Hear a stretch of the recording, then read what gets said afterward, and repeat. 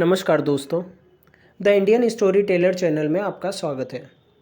हमारे चैनल का उद्देश्य आपको टीवी रियलिटी शोज से जुड़ी हर तरह की जानकारी देना होता है।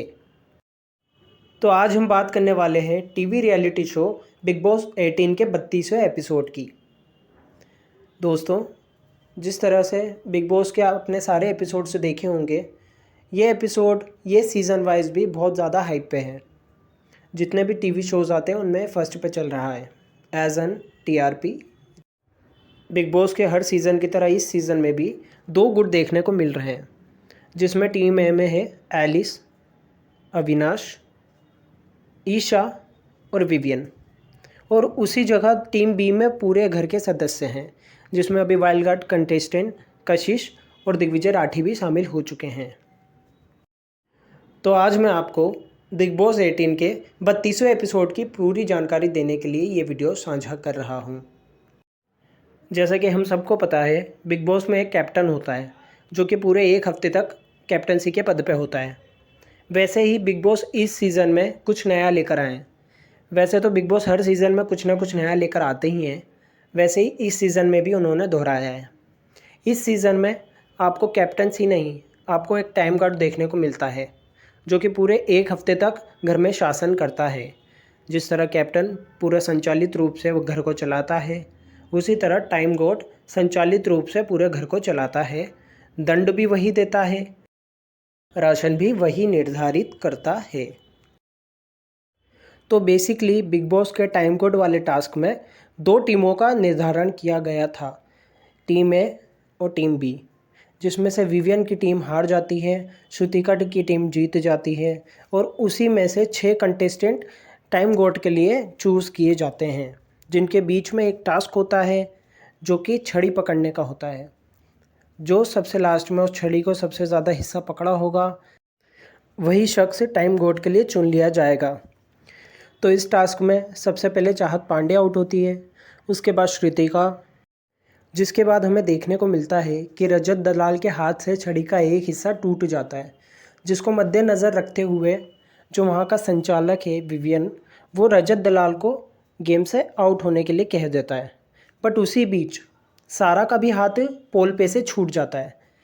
तो रजत द्वारा विवियन पर प्रेशर बनाया जाता है, उसे प्रेशराइज़ किया जाता है कि सारा का नाम ले और उसका नहीं, क्योंकि उसके हाथ में छड़ी का एक हिस्सा था और छड़ी टूटी थी, ना कि उसने छोड़ा था।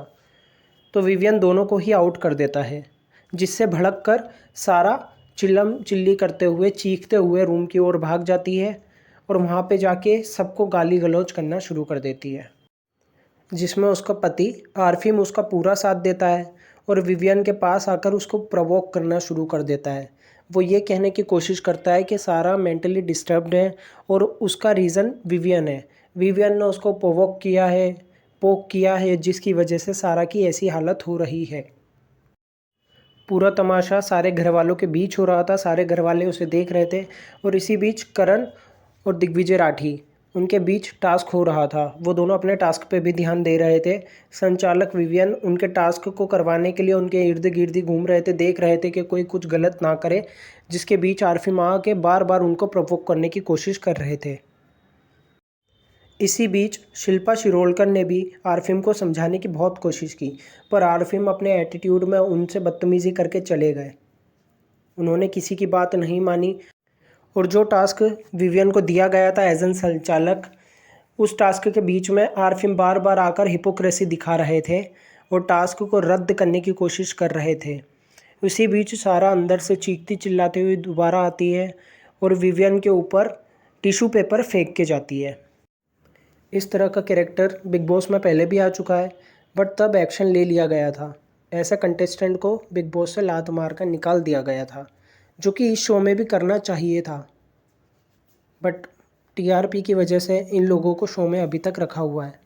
आपको क्या लगता है, क्या सारा और आरफिम को शो से निकाल देना चाहिए? प्लीज़ कमेंट कर हमें बताइए। और इस मामले में कौन सही है और कौन गलत, आपकी क्या राय है, प्लीज़ रखिए। उस छड़ी वाले टास्क में बचे कंटेस्टेंट दिग्विजय और करण एक दूसरे से उस पोल को छुड़ाने की कोशिश में लग जाते हैं, जिसके चलते वो पोल टूट जाता है। उसके 2 हिस्से दोनों के हाथ में आ जाते हैं। यह देखते हुए सामने से रजत दलाल भी खुश हो जाते हैं कि भाई मेरे हाथ से भी पोल टूटा था और इनके हाथ से भी टूटा है, तो या तो ये टास्क ही रद्द कर दिया जाए या तो मैं भी अभी गेम में बना हूँ। इन चीज़ों को बोलते हुए विवियन के ऊपर प्रेशर बनाया जा रहा था, जिसके बाद संचालक विवियन ने यह फैसला बिग बॉस के ऊपर छोड़ दिया। बिग बॉस द्वारा ये निर्धारित किया गया कि जो लास्ट समय पे टाइम कोड था विवियन, वही इस हफ्ते भी टाइम कोड रहेगा और इस हफ्ते टाइम कोड के लिए कोई नया टास्क नहीं होगा, कोई भी टाइम कोड नहीं चुना जाएगा। जो पुराना टाइम कोड था विवियन, वही टाइम कोड रहेगा। इस बात पर पहले से गुस्साई हुई सारा अंदर से बाहर आकर विवियन से गाली गलौज करना शुरू कर दी, जिसके बाद रजत दलाल का भी इस पे एक्सप्रेशन देखने को मिला। उन्होंने भी सीधे आकर बदतमीज़ी करना शुरू कर दिया विवियन से और उनको पता नहीं क्या कुछ कह दिया। आप सबको पता है कि रजत दलाल शो में कुछ नहीं कर रहे हैं सिवाय गाली गलौज के। वो लड़कियों से भी बदतमीज़ी करते हैं, वो लड़कों से भी बदतमीज़ी करते हैं, वो गंदी गंदी गालियाँ देते हैं।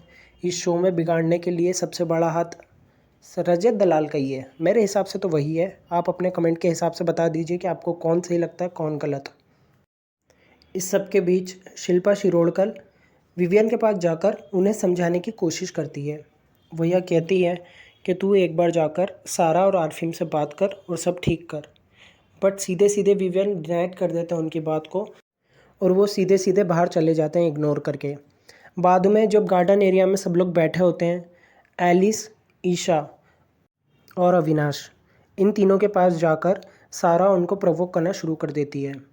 सारा उनको बीच बीच में उल्टी सीधी बातें बोलना शुरू कर देती है, प्रवोक करते हुए बेबी सिटर, बच्चे की नेपी, निप्पल, ऐसी ऐसी बातों का प्रयोग करती है और उन्हें प्रवोक करना शुरू कर देती है, जिससे परेशान होकर ईशा को रोना आ जाता है और वो और अविनाश अपना माइक ड्रॉप कर देते हैं बिग बॉस से बात करने के लिए। उनका साफ तौर पर ये कहना होता है कि ये हमारी फैमिली के बारे में, हमारे कैरेक्टर के बारे में क्या कुछ नहीं कह देती है, तो मुझे इस पर बिग बॉस से बात करनी है। उधर रजत दलाल रात को जाकर विवियन की सारी सिगरेट फेंक देते हैं